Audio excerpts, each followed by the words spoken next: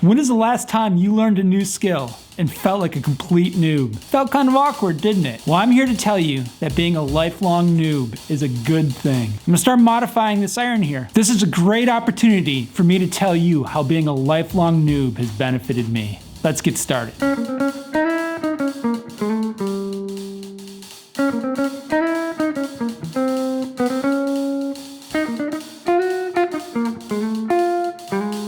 About 11 degrees outside right now, which means it's cold in the garage. So that's why I'm wearing the Wisconsin tuxedo. I'm doing a lot of mods in a very short period of time. I have a video describing every mod I'm gonna be doing, but this is the first in the series where I'm going to be doing 12 mods in about 2 weeks. I'm also gonna be creating separate videos of this series as straight instructional videos. If you don't feel like listening to me wax philosophically, go ahead and check out those videos down in the link below. So what do I mean by being a lifelong noob? I mean challenging yourself to take on something that you have no knowledge in, like learning how to wrench on a motorcycle. Not necessarily mastering it, but learning all these things throughout your life, these new things. It's why I've taken up motorcycling and why I learned to wrench on them 2 years ago. It's why I learned how to build a canoe.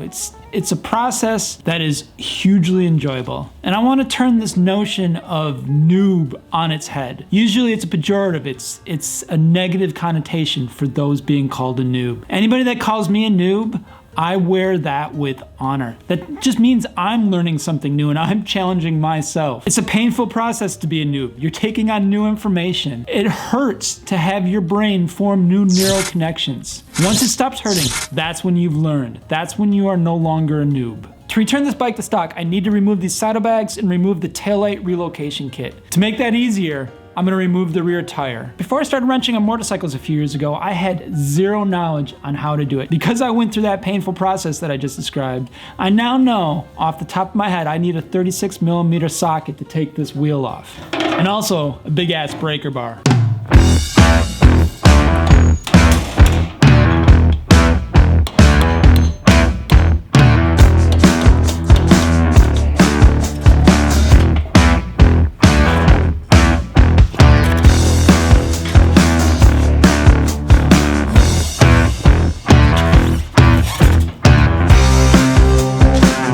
First time I ever took the rear wheel off a Harley, it took me about 4 hours. This probably took me about a half an hour. That's because I gained that knowledge. I'm no longer a noob in this.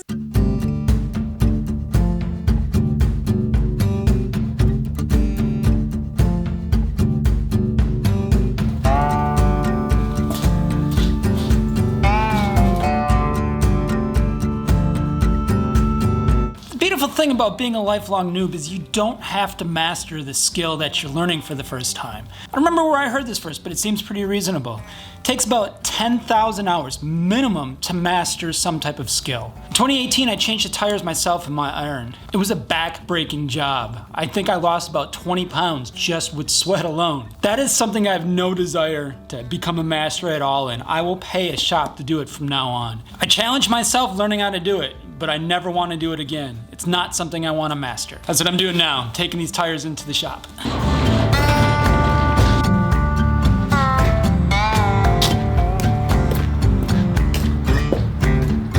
So a few years ago, I started working on motorcycles and I was a noob and I gained a ton of knowledge and skills. The thing about working on motorcycles or anything new that you had no knowledge on it before, there are many ways to get from point A to point B. And you'll need to problem solve on how to get there because what may work for someone else may not work for you. A great example for me are the built well chumps. Without the knurling, they tend to slip for me. And I've come up with a lot of different solutions that weren't so permanent. So with some great advice from my friend Michael, who's a retired machinist, he's convinced me that it's a great idea to buy a hand knurling tool. I've never done any hand knurling or any knurling in my life for that matter. So it's a skill that I gotta pick up. There'll be a lot of practice sessions with this before I actually do it. But this is one of those many examples where I need to problem solve my way to a solution. Got some other examples for you, but first let's get those bags off and that taillight relocation kit off.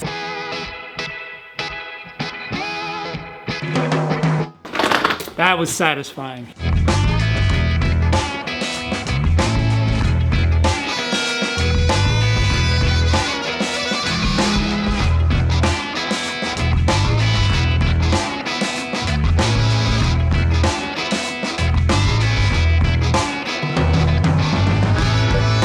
All right, I got the bag tags off and the taillight relocation kit off as well. But to get these taillights out, I need to do a little work on this. But that's for another video. The other thing I had to do was take off the fender. So looking at the fender, this is the front towards the front of the bike.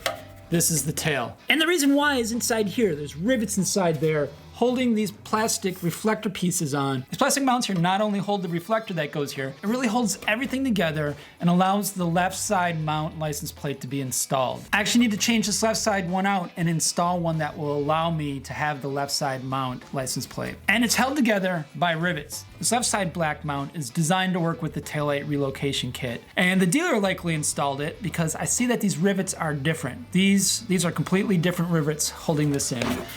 On this side here, you can see some black rivets. This side here, newer rivets holding this. So I need to change this one out for one that holds the left side license plate mount. So I have to take out these rivets and install the other mount with new rivets. I have never riveted in my entire life. So again, this is very much about problem solving, and I'm still very much a noob and enjoying every minute of it. If you think you should too, you might enjoy this video down here or this one over here. See you guys.